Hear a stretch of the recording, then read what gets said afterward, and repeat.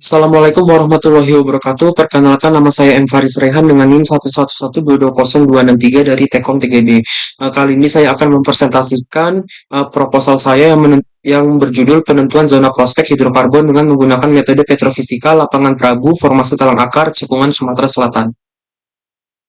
Kita masuk ke latar belakang, di mana Indonesia memiliki potensi sumber daya hidrokarbon yang besar. Salah satunya berada di Cekung Sumatera Selatan dengan cadangan sekitar 3 miliar barel.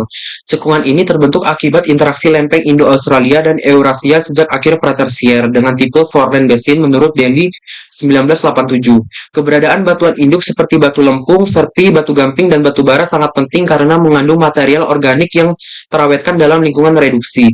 Dalam eksplorasi migas, analisis data log sumur menjadi hal mendasar. Secara kualitatif, log digunakan untuk menganalisa karakteristik dan zonasi reservoir, sedangkan secara kuantitatif digunakan untuk menghitung porositas, permeabilitas, dan saturasi air. Jenis log utama yang sering digunakan meliputi gamma ray, spontaneous potential, resistivitas, densitas, neutron, sonic, dan kaliper. Rumusan masalah. Berdasarkan latar belakang penelitian tugas akhir, dapat disusun rumusan masalah pada penelitian ini sebagai berikut. Yang pertama, bagaimana cara menginterpretasikan litologi batuan pada formasi talang akar. Lalu yang kedua, bagaimana cara menginterpretasikan fluida pada formasi talang akar. Dan yang ketiga, bagaimana cara menginterpretasikan zona prospek pada formasi talang akar. Kita masuk ke maksud dan tujuan penelitian. Maksud dari dilakukannya penelitian tugas akhir ini adalah untuk menambah wawasan serta pengalaman bagi mahasiswa sebagai seorang ahli geologi dalam suatu eksplorasi hidrokarbon dengan cara menerapkan ilmu yang didapatkan selama belajar di bangku perkuliahan. Untuk tujuannya sendiri, dilakukannya kegiatan penelitian ini adalah sebagai berikut. Yang pertama, mengetahui litologi batuan pada formasi talang akar. Yang kedua, mengetahui fluida yang ada pada formasi talang akar. Dan yang ketiga, mengetahui zona prospek pada formasi talang akar.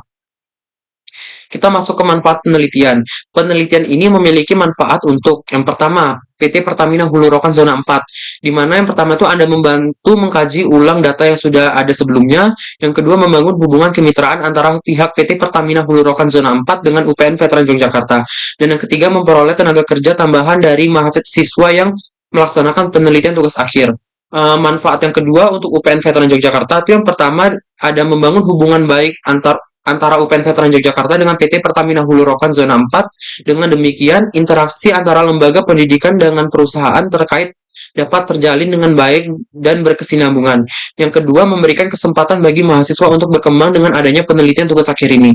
Untuk manfaat yang ketiga itu untuk mahasiswa. Yang pertama itu mengaplikasikan ilmu teori geologi yang telah didapatkan selama masih berada di bangku perkuliahan. Yang kedua itu menambah ilmu tentang bagaimana cara pengolahan data petrofisika yang baik dan benar. Yang ketiga itu mendapatkan kemampuan dasar untuk menyesuaikan diri di lingkungan kerja. Dan yang keempat itu menambah ilmu dan pengalaman mengenai pengolahan data geologi yang didapatkan dari lapangan.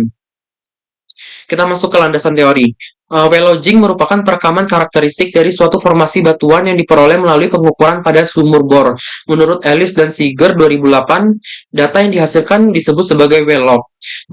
Log sendiri itu tuh ada bermacam-macam. Yang pertama itu ada log gamma ray atau GR. Log GR adalah metode untuk pengukuran radiasi sinar gamma yang dihasilkan oleh unsur-unsur radioaktif yang terdapat di dalam lapisan batuan sepanjang lubang bor. Lalu yang kedua tuh ada log spontaneous potential atau SP.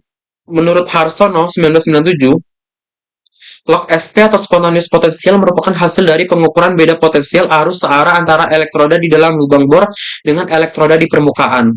Lalu yang ketiga itu ada log neutron. Log neutron merupakan log yang berfungsi untuk menentukan besarnya porositas suatu batuan, menurut Harsono 1997. Lalu yang keempat itu ada log density. Log density adalah kurva yang menunjukkan besarnya densitas atau bulk density RB dari batuan yang ditembus oleh lubang bor. Lalu yang kelima itu ada log resistivity.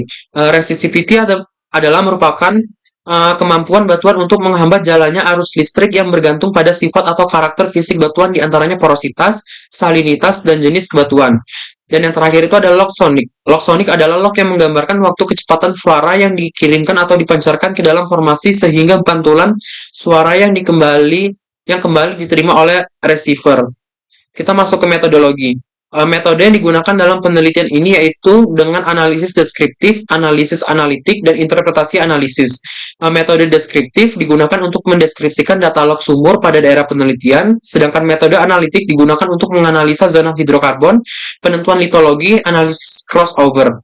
Hasil dari metode deskriptif dan metode analitik kemudian dilakukan interpretasi untuk menentukan zona prospek hidrokarbon.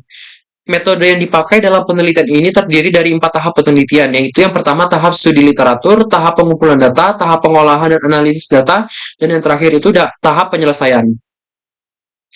Kita masuk ke diagram alir, yaitu dimulai dari studi pustaka, pengumpulan data. Pengumpulan data sendiri itu ada data log, data matlog, dan data core. Dari ketiga data tersebut itu dilakukan analisis data dan menghasilkan penentuan zona prospek hidrokarbon.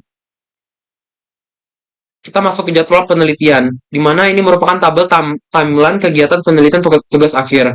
Jenis kegiatan itu yang penelitian ini dilakukan selama 1 bulan, di mana studi literatur dilakukan pada minggu ke-1, ke-2, ke-3, lalu pengumpulan data dilakukan pada minggu ke-1, analisis data dilakukan pada minggu ke-1, 2, 3, konsultasi dengan pembimbing pada minggu ke-2 dan ke-3, pembuat laporan dan PPT itu pada minggu ke-4, dan presentasi dan evaluasi itu tuh pada minggu ke-4.